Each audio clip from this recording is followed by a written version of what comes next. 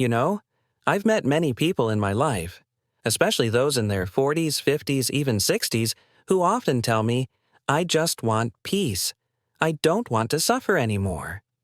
I understand that, but then I usually ask them a gentle question.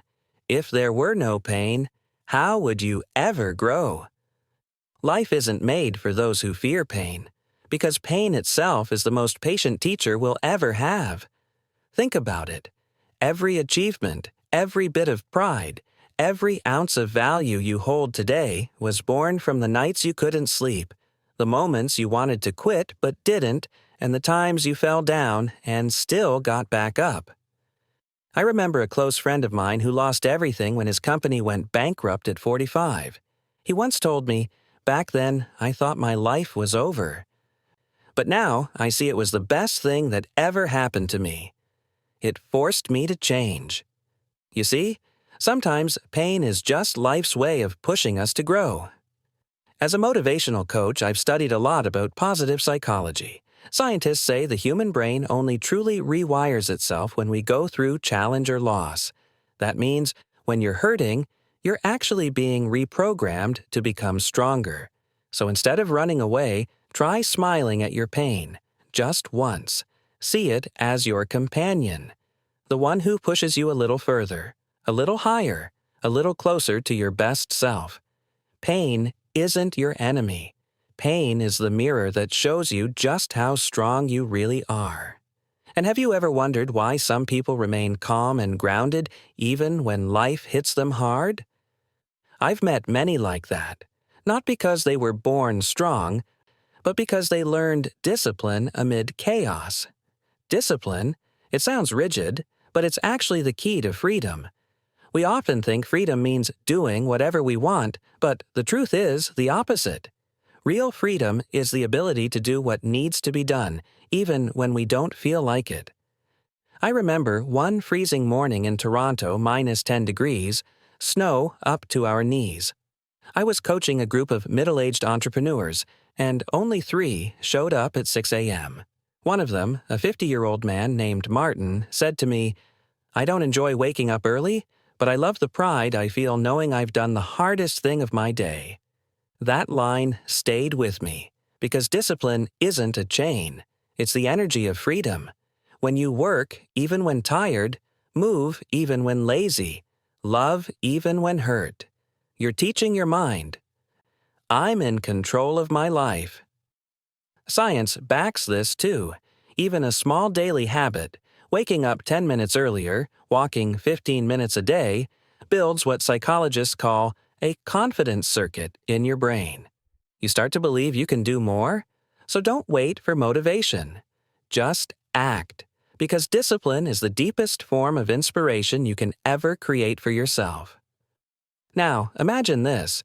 You're standing in front of a big door. Behind it lies everything you desire. Peace, freedom, a fulfilled life. But between you and that door stands a gatekeeper named difficulty. Most people see him, get scared, and turn away. Only a few take a deep breath, smile, and say, all right, I'm ready. Difficulty doesn't come to stop you.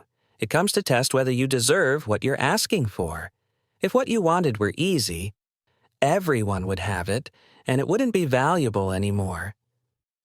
I once worked with a woman, 42, divorced, 2 kids, bankrupt. Starting over from zero, she told me, I don't need an easy life. I just want a meaningful one. That moment silenced me. Because it's true. Everything truly valuable in life is protected by difficulty. Hardship is the loyal gatekeeper guarding the treasure from the uncommitted. And the beauty is, every time you overcome a challenge, you don't just move closer to your dream. You become someone new, stronger, deeper, wiser. Difficulty isn't your enemy. It's the silent teacher showing you how to reach what truly matters. You know, I used to think success was for special people, until I realized success is actually easier than failure. Sounds strange, doesn't it? But think about it. Failure means living with regret, exhaustion, and that quiet pain of not believing in yourself anymore. Success, even though hard at first, brings peace in the long run. Which do you choose? A few years of effort or a lifetime of regret? I once coached a man named David, 48 years old, who always complained his business was too hard. One day I asked him, "David, which is harder, trying to change or living forever in the same struggle?" He paused, then smiled. "Maybe I've been choosing the harder path without realizing it." He changed. 3 years later, he ran a small, successful business, spent time with family, and said to me, "Hard work is actually the easiest way to live peacefully. You see, working hard doesn't drain you, it frees you, because laziness is actually the heavier burden, filled with fear, scarcity, and the quiet shame of knowing you could have done more. Work, effort, progress. They're not punishment. They're medicine for the quiet anxieties inside us. Success isn't hard. You just need to stop looking for shortcuts and start walking the real path. And there's one more truth people often forget. Self-blame isn't weakness. It's power. After years of working with hundreds of adults, I've realized most don't fail because of a lack of talent, but because they always find someone else to blame. The economy, their age, their boss, their luck. But everything changes when you finally say, "I'm responsible for my life." That's the exact moment you regain control. I once worked with a woman named Laura, 52 years old, recently divorced, heartbroken, hopeless. In our first talk, she said, "I've lost too much. Maybe I'm just unlucky." So I asked, if luck doesn't knock on your door, would you build your own door? She fell silent. Then she did. She rewrote her resume, took a new course, and 6 months later got hired by a company she once thought was out of her league. She told me later, "What changed my life wasn't a miracle. It was the day I stopped complaining." You see, self-blame isn't about punishing yourself. It's about waking up. It reminds you that you can't control the wind, but you can adjust your sails. And from that moment on, you take back the wheel, becoming once again the captain of your own life. Have you ever wondered why some people seem stuck, always short on money, always trapped in the same tight loop, while others touch a door and it just opens? The answer is simple. There's no shortage of opportunity. There's a shortage of people willing to seize it. Every day, this world creates thousands of new paths, ideas, jobs, life-changing chances. Most people don't see them not because they're not smart, but because they don't move. They wait for the perfect time, for when I'm ready, for when the kids are older, or when I have more money. But you know this. The perfect time never comes. I once met a man named Chris in Vancouver. He'd worked as a technician in the same plant for 20 years. When the company downsized, he panicked and told me I'm too old to start over. I asked, "You're 50. If you live to 80, do you want to spend the next 30 years afraid?" 3 months later, he enrolled in a short course on clean energy tech, something he'd always loved but never tried. 2 years later, he became a technical manager at a solar company. Chris told me, "I didn't change because opportunity found me. I changed because I went looking for it." This world doesn't close its doors on anyone. It only closes them on those who stand still. Opportunity doesn't ask you to be perfect. It asks you to be brave enough to step forward. So if you've been waiting for a sign to begin, this is it. Don't wait for ideal conditions. It's often when you move through difficulty that life opens a door you never imagined. Opportunity is all around you. Sometimes it's just waiting for one small step to change everything. Let me share something I've seen hundreds of times. People who quit. No one can save them, not even life itself. It sounds harsh, but it's the bare truth. No strategy, course, or guru can change someone who's already given up on themselves. I remember a former client, Patrick. He came to me unemployed, in debt, losing faith. For a few weeks, he made real progress. Early mornings, workouts, learning new skills. Then adversity hit, and he slid back. Complaints, procrastination, self-pity. He disappeared for 3 months. When we met again, he said, "I can't keep going. It's too hard." I smiled and said, "Patrick, it isn't harder. You've just grown weaker." Quitting isn't a result, it's a habit. Once you normalize stopping halfway, your brain starts to believe it's acceptable. It becomes a loop. Excitement, a bump in the road, then surrender. Researchers at Stanford have shown that people don't fear failure as much as they fear sustained discomfort. Yet, precisely in that "I want to quit" phase, the brain grows the most. That's when you're being forged into steel. So if today you're tired and thinking of stopping, remember, everyone who succeeded once stood exactly where you stand. The only difference is they took one more step. Quitting is easiest, but you don't want easy, you want proud. When the voice in your head says, "Take a break," answer, "No, I'm not done yet," because there's only one person who can save you from failure, and that's you. Pause with me for a moment and ask yourself, what's your real dream? A big house, a luxury car, or something deeper, like the calm of not worrying at the end of every month? I've met many people in their 40s and 50s who say, "I don't dream anymore." I don't believe that.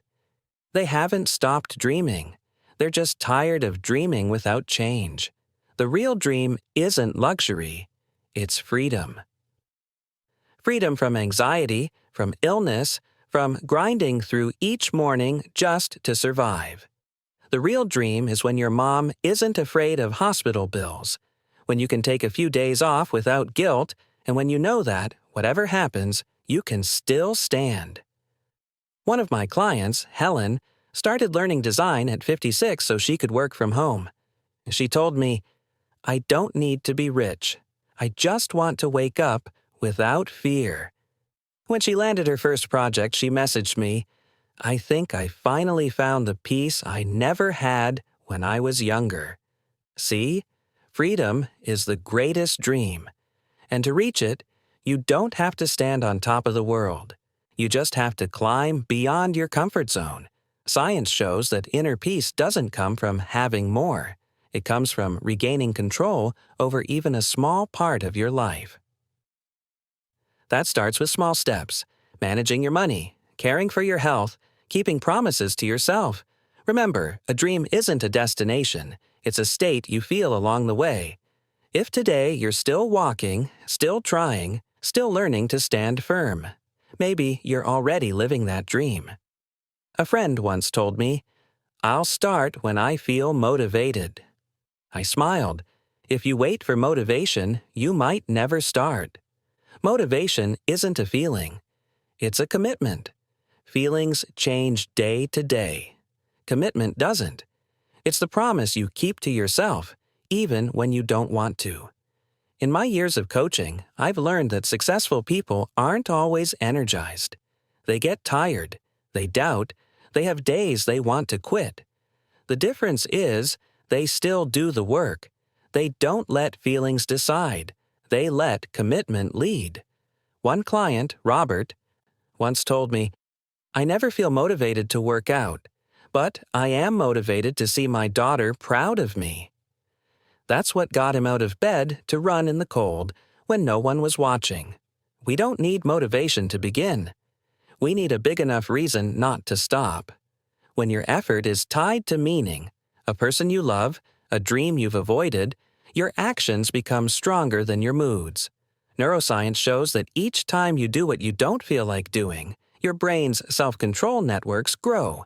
In other words, every time you defeat yourself, you're training yourself to become stronger. So don't wait for inspiration to knock. Create it with one small action today. One step, one task, one steady choice.